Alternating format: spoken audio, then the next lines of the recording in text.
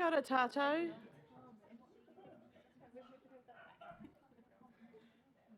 We'll make a start. Nau mai haere mai and welcome to this council meeting of the 14th of November. Welcome to councillors, community board chairs. We have Liz Coe online and Councillor Wilson online. Also, we've got Paraparaumu Community Board Chair online and those in the room as well. Welcome to council staff. Ngā Hapo Otaki, represented by Kim Tahiwi, is online, and I acknowledge the presence of Rawiri Faulkner from Ngāti Toa here in the room as well, and David from our Audit and Risk Committee, welcome as well, attending at the table. So I'll ask Councillor Hanford to do the council blessing. Ia mātou e whiriwhiri ana i ngā take kei mua i o mātou aro. E pono ana mātou ka kaha tonu ki te whakapau mahara hua pai mo ngā hāpore e mahi nei mātou. Me kaha hoki mātou katoa kia whaihua kia tōtika tā mātou mahi, mā te maia te tiro whakamua me te hihiri kataia te arahi I roto I te kotahitanga me te aroha. Kia ora Sophie and happy birthday. Do we have any apologies today?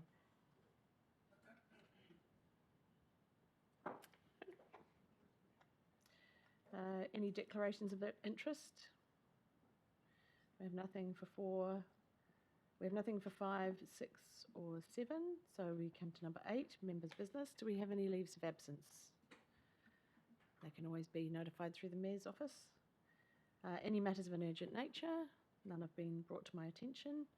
There's nothing under number 9, and so we come to number 10, reports. Consideration of establishment of a Māori Ward, which is the only thing on our agenda today in terms of reports, but a very important item. I'll note that we've had a public live-streamed briefing about this, at which we received some input from mana whenua and also had a discussion, but no steers or decisions made at that briefing. So I'll pass now over to staff to present the report. Steffi. Through you, Your Worship. Kia ora koutou. Today we are seeking a decision from Council on whether or not to establish a Māori Ward for the 2025 local body elections. I just wanted to summarise that if you do make a decision to do so, then it has to be made by the 23rd of November, hence why we're here today, so we can keep in line with legislation. And a decision to do so would trigger a representation review next year. And the next steps of the parameters and what the review would look like, we would bring that to Council before the end of the year. If you decide not to go ahead with the establishment of a Māori Ward, we would bring the decision back to Council in the next triennium in line with legislation, as you're required to consider it before the 2028 local body elections. I'll take the rest of the report as read and can answer any questions. Okay, so I'll move now to questions. Do I have any questions from elected members or anybody around the table? I've already had a good opportunity to discuss this. Councillor Halliday. Thank you. Just more some clarity than anything else. Just for clarity, a representational review is legislated to occur at least every 6 years. This is compulsory to councils. Is that correct? Yes, that's correct. Lovely, thank you. If we bring this forward a triennium, then there will be a 6-year gap until the next one. Is that correct? Yes, that's correct. Lovely, thank you very much. I believe the situation to, and there is a question here, Madam Chair. I believe the situation to be a moment in time. In my opinion, it should have been included in the last review, and I appreciate that the expense for this is not insignificant. My question is this council table able to give consideration to CapExing this expense rather than it being an OPEX expense? Due to the future, in my opinion, due to the future building nature of this piece of work, which is reflected, I think, in the view of the 15 to 35 age demographic, which to me is our future, that was supported in the submissions. But is that a possibility at all? I'll turn to the Chief Executive for advice on that. Thanks, Madam Chair. Good question. Really good question. Obviously something that we could consider. There's no tangible asset though, so it would be very hard to capitalise this against something. So you'll see in the report that there's allocation there for budget, which normally comes from the operating budget. And thank you for that. So we could talk to it, but it's not off the table, so to speak. Lovely. Thank you. That's me. Thank you. Any further questions? Councillor Kirby. Thank you, Your Worship. Just a question following on around the financials. We've got an estimate of 250,000 to 300,000. My understanding is that's the cost for a full review. Is that correct?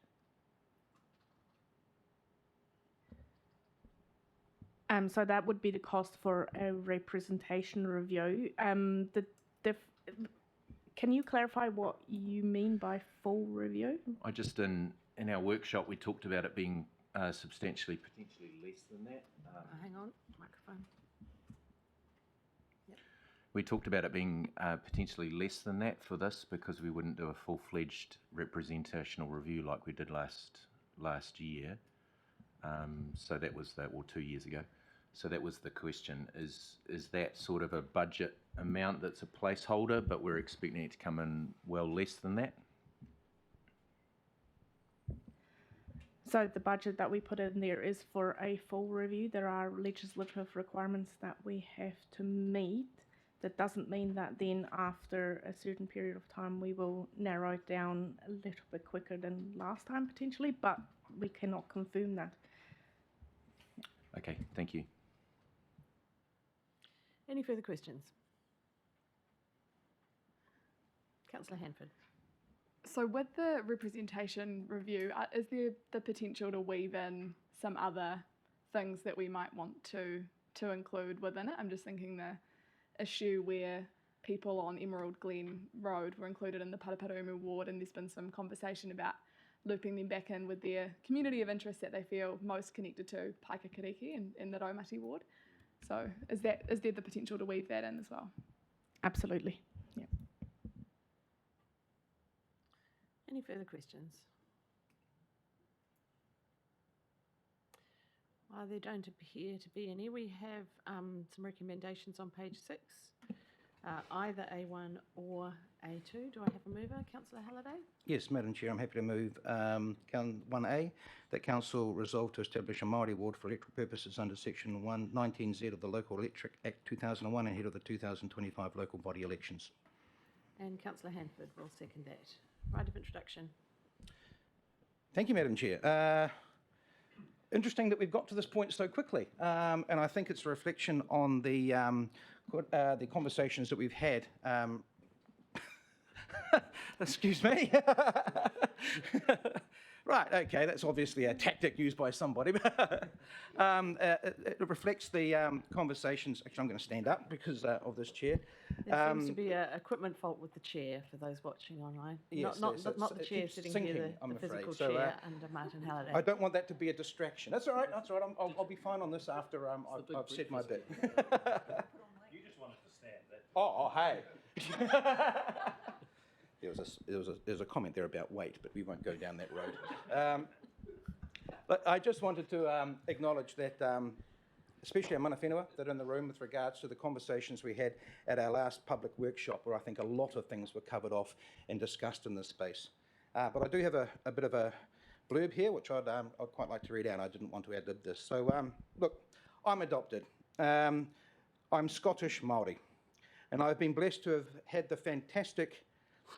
I've had a fantastic New Zealand upbringing, and I'm sure it would have been quite challenging to my parents at times, I'm sure. I've survived 50 years of life. I've had a 35-year career in hospitality, yet it's only been in the last 4 to 5 years that I've begun to be exposed to Māori culture and heritage. I've only become aware of my whakapapa or genealogy in the past couple of years. I didn't get exposed to the Māori culture during my education or business life. I am the product of a generation. And I'm not alone, I assure you, not by a long shot. There's been discussion about what a Māori Ward councillor can bring to the table. In my opinion, it would only enhance the strong relationships that KCDC currently has with mana whenua. But there is another aspect to this, in my opinion. I look at councillors, the people around this table, as community champions, and I've made no bones about that. Not just by the work they do at this table, but also the work that they do in representing their communities or wards out on the rock face, in the communities. And that's an often overlooked aspect of our job. I see a Māori Ward councillor working in this community in the Māori space, its ward, helping people like myself that have been disenfranchised through no fault of their own, and I'm not putting any blame here, from their Māori heritage. People in the space want to engage. They just don't know how.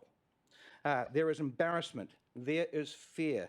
There is a lack of knowing even who or what to ask. To me, a Māori Ward councillor also champions this Māori space. I acknowledge that we have one of the oldest relationship structures with our mana whenua, the Art Confederation, through Te Whakaminanga o Kapiti in the country, 30 years next year, and that is something to be celebrated. This, in my opinion, will only be enhanced by a Māori Ward. Our future has spoken out. The 15 to 35-year-olds support a Māori Ward, the exact opposite of the 65-plus demographic. That should speak volumes.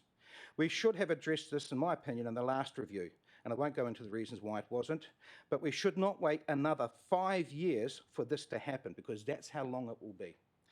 I fully support the introduction of a Māori Ward to the Kapiti Coast. Thank you very much. Any further debate? Councillor Pravanov. I'll go to Community Board Chair Richard Mansell then. Thank you. Through you, Your Worship. This is an interesting debate, and one I've sort of struggled with myself.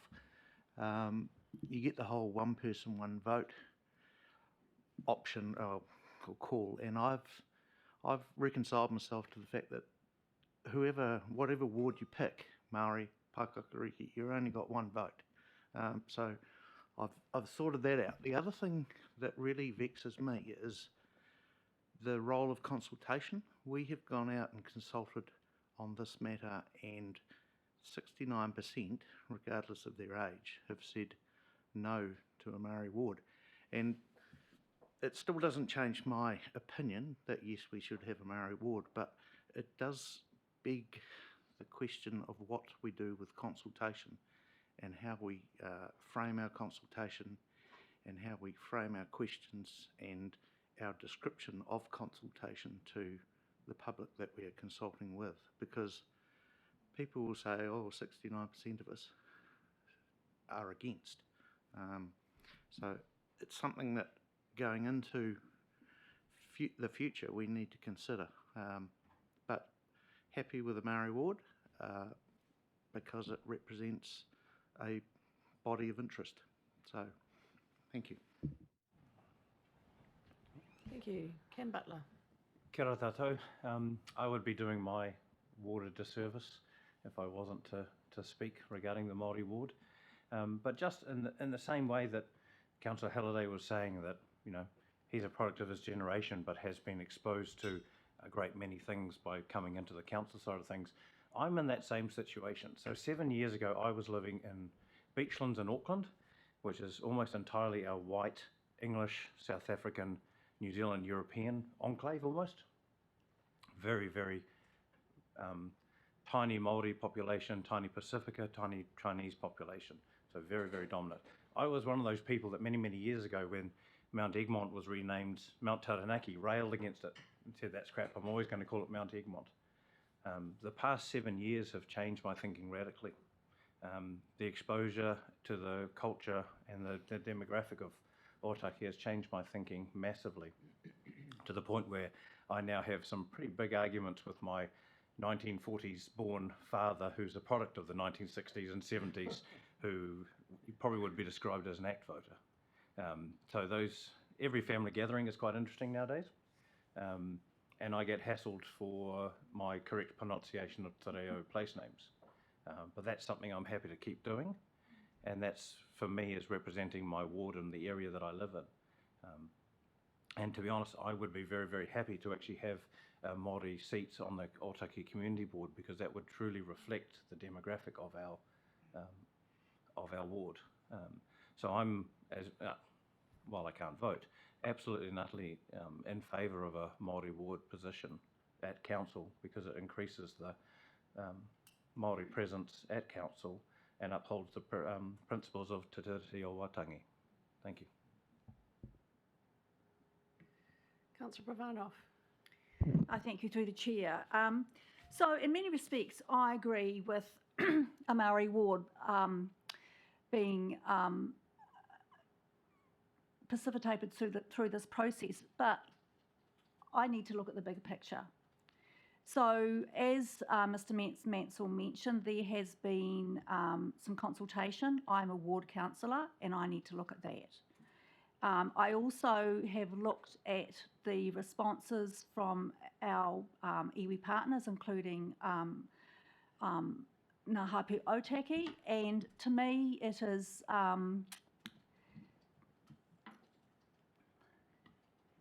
not totally clear whether or not they are supporting this initiative. I suppose also too that there are a number of unknowns going forward on this. One of them is a representation review, and I think, you know, maybe people in Waikanae voted against this because the last representation review basically looked at removing community boards, looked at combining the Waikanae ward with Paoparamu, and then this council at the time, where there are some members around this table, actually ignored the plus or minus 10%. And so Waikanae has actually really struggled to get representation, and by having another ward councillor, there's so many unknowns there. So I also think that having another representation review so shortly after our previous one is money that we're all trying to save on spending. 200 to 300k is a lot of money when we're cutting projects left, right and centre. I personally think that we need a little bit more maturity for everyone, and possibly in the next set of elections, this would be a good time to relook at this. We have our iwi partners around the table now, and so they are well represented. So I'm not going to be voting for this today. Thank you. Councillor Hanford, and then I've got Councillor Wilson online, then Councillor Kirby, then Councillor Coe online.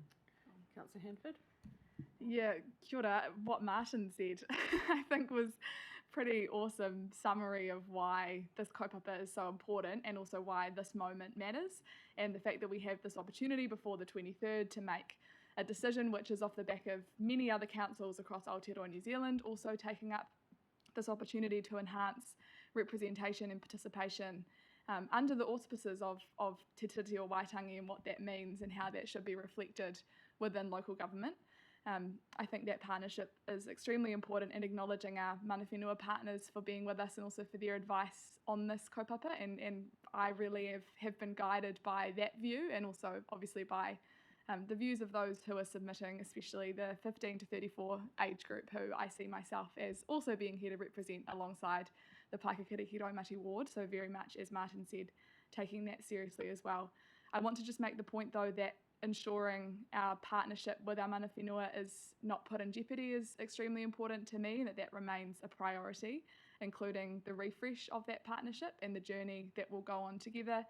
That resource is not taken away from that to kind of make the Māori Ward work as best as possible, that those two things exist in parallel and help to support one another as well.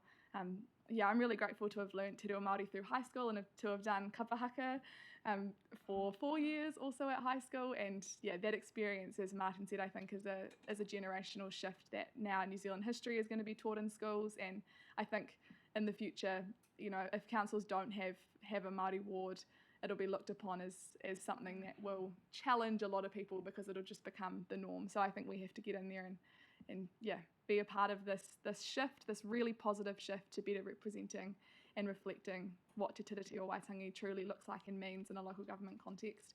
And I think that'll only enhance our decision making as a council and our ability to look long term and best represent our community. So I'm completely in support of us voting to adopt a Māori ward. Councillor Wilson. I'll just wait for him to be unmuted. Just wait to be unmuted, Nigel. Okay. I apologise for my voice. So this will be mercifully short. Just to note, I agree with what Martin was saying.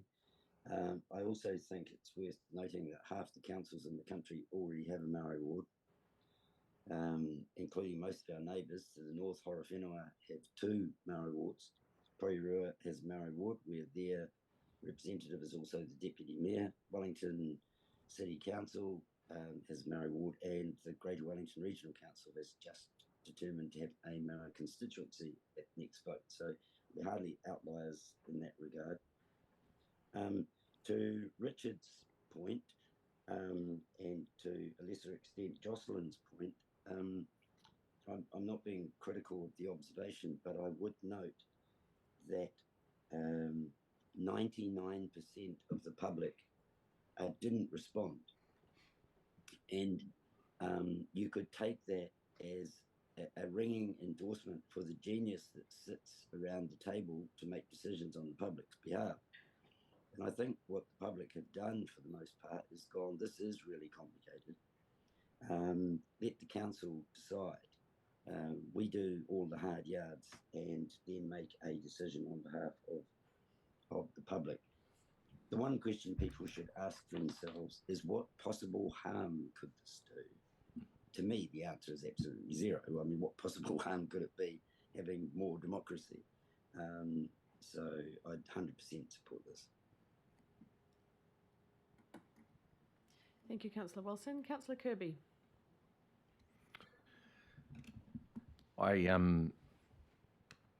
This has been a difficult journey for me in terms of coming to a point of decision really on this particular one, particularly because as Mr. Mansell mentioned earlier, we've got consultation feedback that is pretty weighted towards a no towards this.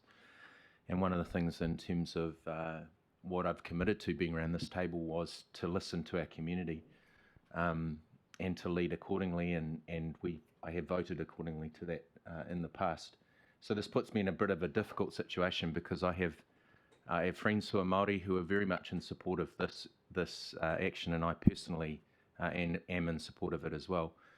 And so I think to Councillor Wilson's point that 99% of the population didn't have a say in this, I think that's a fair comment. I would also say that it may be that they think that we're going to make a decision anyway, no matter what the consultation is, therefore they haven't voiced themselves, so it may not be to do with wisdom around the table, it might actually be they don't trust us anyway. So that makes it a really difficult place for me in terms of that. So for then, my decision then has to come back to my personal opinion because I'm torn around. I know a lot of people who didn't have their voice heard in this particular consultation that I have spoken to. Our mana whenua partners, I think, are pretty clear, all 3 of them in support of this as something that enhances Te Tiriti and Council's partnership with them. And so at this stage I will be in support of establishing a Māori ward. And I'm very conscious as I do that I potentially will be hassled for not listening to the consultation and our community. So I acknowledge that. I do have some concerns about the cost of this. As Councillor Pravanov very much noted, in a time where we are looking to tighten our belts. It is a significant chunk of money to be investing in something like this, but I think for the future of our country, and I think it's an important investment to make. So that's where I stand. Thank you. Councillor Coe, just wait to be unmuted.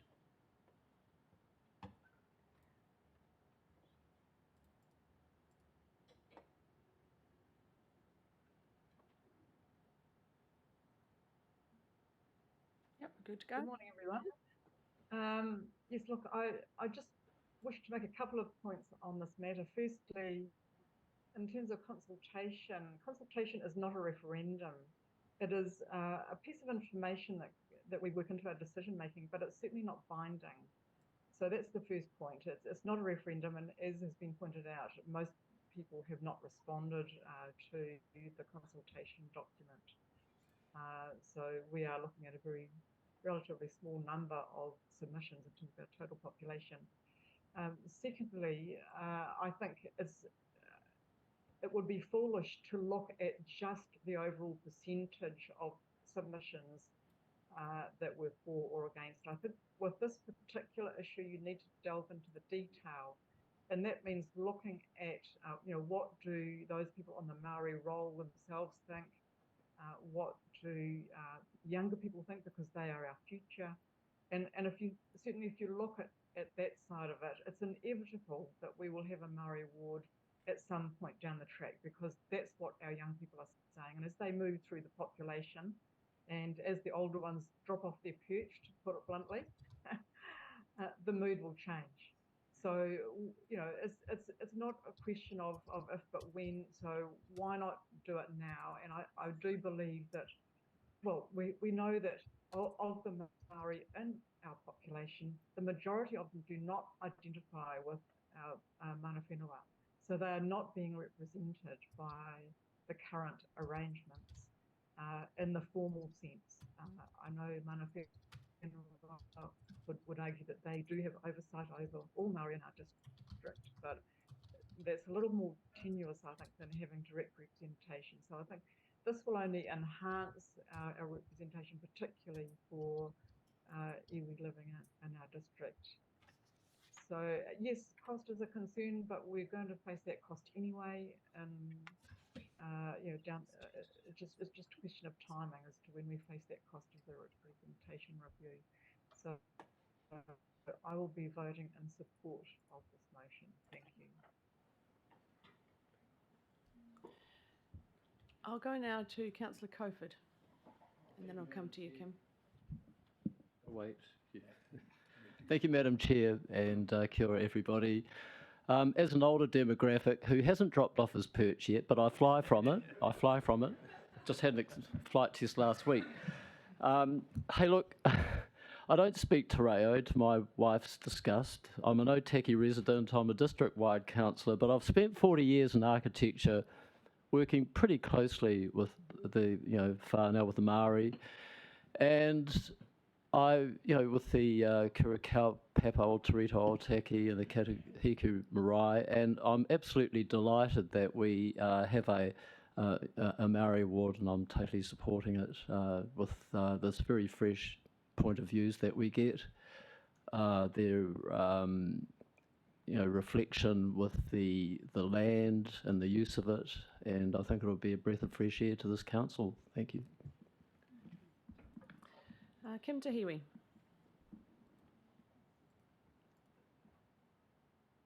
Kia ora. Can everybody hear me? Yes. Great. So just to clarify, because there seems to be some confusion around the ngahapu and where we sit. So in terms of Otaki, so just to clarify, yes, to any Māori representation at any government level, yes, we 100% support that. And as to mana whenua representation around the table, yes, we do have very strong representation, but we do not have the vote. And probably in particular, when I think of Otaki and I think of legislation that was enacted many years ago in terms of our voting rights, in terms of landowners. So if you know our New Zealand history, you'll be aware that many years ago, there was actually legislation that stopped Māori landowners from voting. So instead of all Māori landowners voting, only a few were allowed to vote on behalf of them. And in fact, at the same time, European landowners were actually given multiple votes. So that was a time where Māori outnumbered European landowners. Those laws did not change until such time as European landowners actually were the majority, and most of Māori landowners, most of Māori land holdings had been taken for one reason or another. So in terms when I see things like the democratic process and the one vote for all, I absolutely 100% agree. I absolutely 100% agree that we need to actually right those wrongs. And so if I'm looking at a Māori Ward and I'm looking at what we've said around the table, basically what we're saying is a Māori Ward is one step towards Māori representation around the table. It's not we get a Māori Ward and then our obligations under the treaty are done. It is one step towards what could be many steps to getting Māori representation around the table. So I hope that clarifies for anyone where we stand. Yep, that's all from me. Kia ora. Any other comments? I'll just make a few comments before I go to Councillor Halliday for a right of reply. I'd just like to echo what Councillor Coe said with this not being a referendum. And we only need to look at what recently happened in Australia when you try to decide on Indigenous rights by referendum. The thing about engagement to me is that you listen to what people say, not just which box they tick. And you analyse the argument that they bring forth to support their position.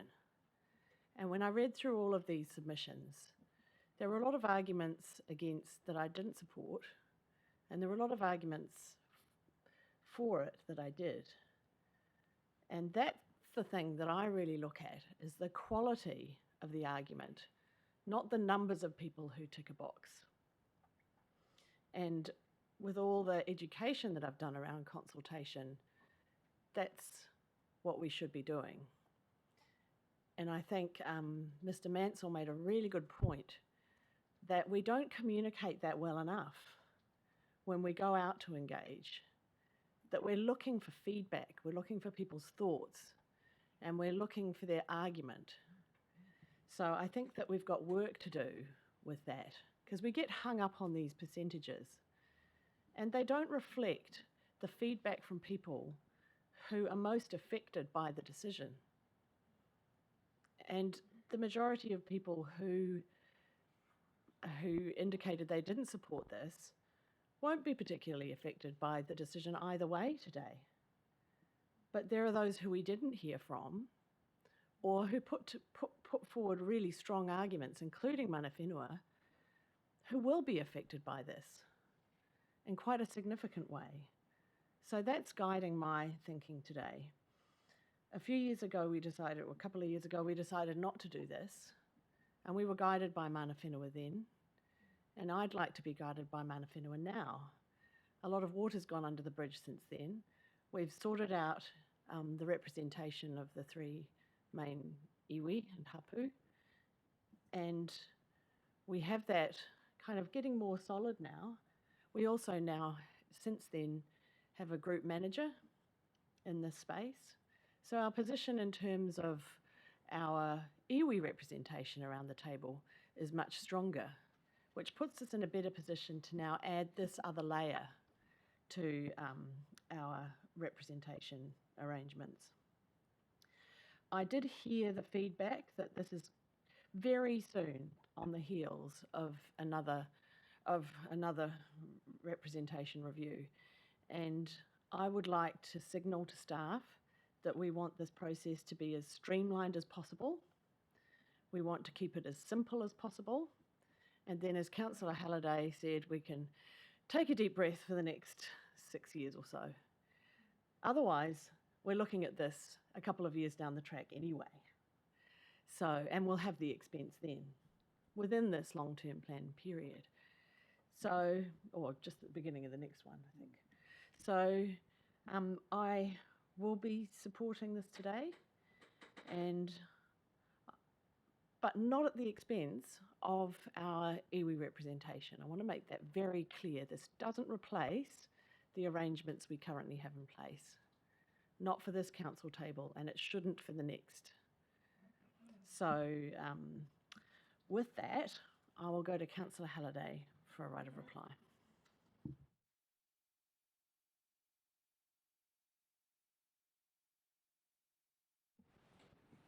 Thank you, Madam Chair. Of course I'm going to speak some more. But I'm very humbled by what we've, by where I see our position as a table heading. It's a great step. Look, first of all, look, fully respect Councillor Pavano's point of view. It's a very challenging situation that Waikanae Ward Council will find themselves with regards to that 1.75% of community that responded to the submissions, but they did give a very, very clear message, and it's the whole point of being a ward councillor in some ways, but that's why it's not binding. And that leads me on to what Councillor Kirby was talking to. Yes, you have your personal views, and we have how that applies to the office, but we are supposed to be a barometer for our community. In other words, we take on board, we weigh up. We've been voted in to make decisions, not necessarily to follow consultation. I think, Mayor Holbrook, you made a very good point there that we're after constructive arguments in those documents and that information. Yes, no's, you know, and throwaway comments just don't cut it for me, I'm afraid.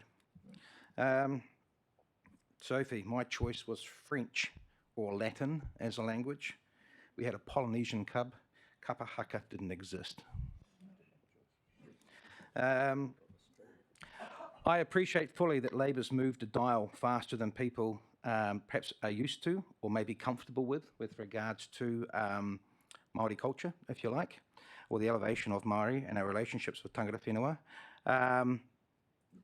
But I also acknowledge that through the last election, I believe culture was weaponised, and I think that's pretty disgusting. Cost. We're going to spend the money anyway, we're just bringing it forward. And I'm hoping we can figure out a way to capex this, just so we spread this a little bit more in a user-friendly way for our ratepayer over the generations to come. Kim, thank you for clarifying that this is a step, because you're right, it is an ongoing relationship. It will be with us as a journey always. It's not going to go away. It's part of who we are. So, that's me, and got a funny feeling I know where this vote's going to go, and pretty happy about that. Thank you, Councillor Halliday. So I'll put this recommendation, this motion to a vote now. All in favour, please say aye. Aye. Against.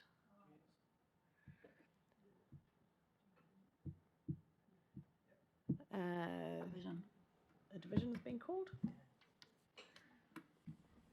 Thanks, Your Worship. All in favour? Worship, Deputy Mayor Kirby, Councillor Halliday, yes, Councillor Handford, Councillor Coford. My list throws me out, so I'm just going to go off my list.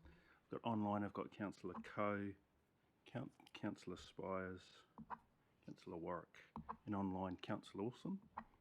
Against? Thank you. Councillor Cooper and Councillor Pravanov. The motion is passed.